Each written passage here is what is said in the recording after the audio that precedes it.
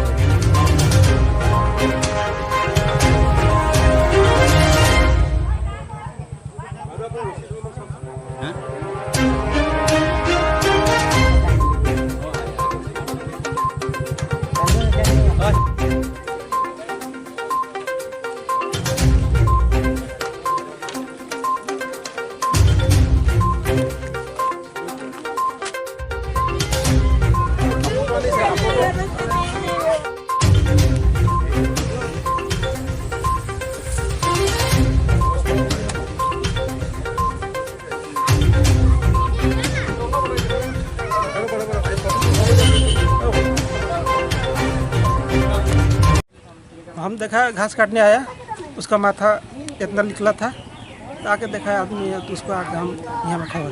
পানীত পৰি আছিলে। हाँ पानी थे। তাৰ নামটো दिलीप शर्मा বয়স কিমান তাৰ? बयस तो कब ना এই ঘটনাটো কোনটো জেগাত হৈছে? पुखरी পুখুৰী এই জেগাখনৰ নাম मिली बस्ती মিলিক বস্তি। मानव नाम